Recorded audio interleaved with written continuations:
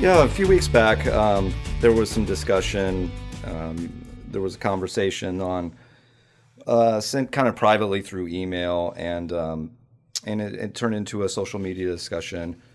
Just kind of let's go back and kind of talk about, share with the different ideas that some people had about that, and let's try to kind of finish what happened here. I'm sure. Yeah, it was an interesting experience. And it also gave me just this whole different perspective on how things can sometimes boil up on social media and be sort of difficult to grab the tail of that dragon in a way. But this was a case where there had been for weeks discussion about trying to winnow down the pool of candidates in the primary. We have an open primary, so everybody runs together in the same primary. At the time we had 4 candidates that were Democrats. 3 of them were women, and there was also a man running. And, I was hearing a lot, both directly and on the phone, and sort of across, private messages. And I even got invited to a drink to talk about how to get the candidates out of the race. And then somebody sent me an email, and I posted that email with a kind of a public response because I felt so strongly that we need to have these conversations in public. The Democratic Party has taken a big hit on its reputation in recent years because of this kind of backroom negotiations that tend to go on. And I feel so strongly that as the party of the people and the big tent party and the party that wants to represent a lot of different kinds of people, that we have to always stay open to ideas, new ways to think, new people coming in and representing the party. That's who we are. And to prematurely say, hey, we want to cut this all back down and only have one Democrat run in the primary cuts out that whole opportunity for other people to be able to say, I want to come in and see if I'm actually representing the people of this district. Does it work? Does it not work? And that's my approach generally to running here is I don't know if I'm the best candidate, but I'm giving it a try, and I'm trying to see if that's a good match for this district. And that's what I think is the best thing, is if we can find a great match for our district, then all of the other things will fall into line. And the way we do that is through the primary. And I support very strongly that primary. Political parties are an interesting part of the American political sphere because, you look at the Constitution, there's no mention of political parties. It's not enshrined in any way legalistically. Right. Even the primary is not. Even the primary is really, and it's kind of a quasi, I don't want to say illegal, but it's there's really not an established role. There never was an established role. That kind of evolved with time.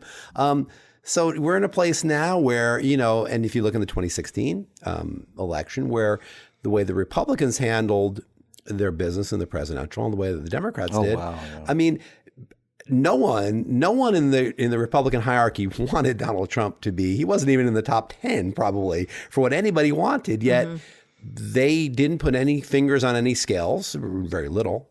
And they didn't even play by the rules. Well, but what I'm saying is Trump, if you look at the will of the voters, he won the nomination. And there certainly is a lot of conversation you alluded to over whether or not the Democrats did the same thing with regard to Bernie Sanders. And it's still maybe an open question as to whether or not Bernie really got a fair shake in the primary. Yeah, so they didn't play by the rules either. Yeah. So, the idea is what you're getting at here is, what is the right discussion to have? Right. What is the proper role for a candidate to have in having a discourse with each other candidates, as well as with the people that elect you? Right. And what I wrote on the social media post is we have to expect more. Yeah. We have to expect more of ourselves as a party, as Democrats. And we also have to really expect more of our candidates. We have to hold our candidates to a high standard and be standard bearers for what is ethical campaigning, what is important to us as a party, and what it means to be able to represent people in a collective way so that you're really harnessing collective power and not authoritative power. And I'm such a believer in collective power. I think that's the ultimate solution for us. And that's why we need to elect somebody from this district who actually represents the district and not try to shoehorn in our idea of what is the perfect candidate, because the perfect candidate, to somebody in Chico is not necessarily the perfect candidate to somebody up in Alturas. And so we need to be thinking about how does that work collectively, and how do we represent ourselves collectively? Good point. Well, there's a lot of pressing issues, and we're kind of getting to the end of our segment, so we're going to wrap this up fairly quickly. But I want to let you kind of get this oar in the water a bit, because there's a lot of issues that, and some we talked about, that are important to the district and into the country. Gun control is a big one we mentioned. The broader economy, immigration reform is a big one, healthcare.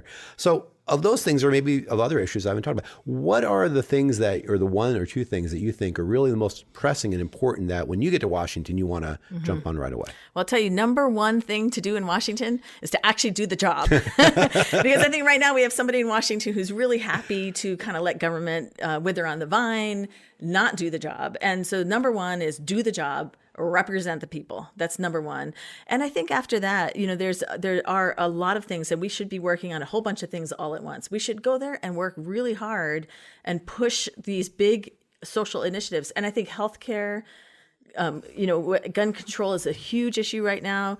Education is also a big thing. And then, my particular talent, and I think my particular passion is about the economy and really doing something to get the economy out of this decades-long stagnation that we've had.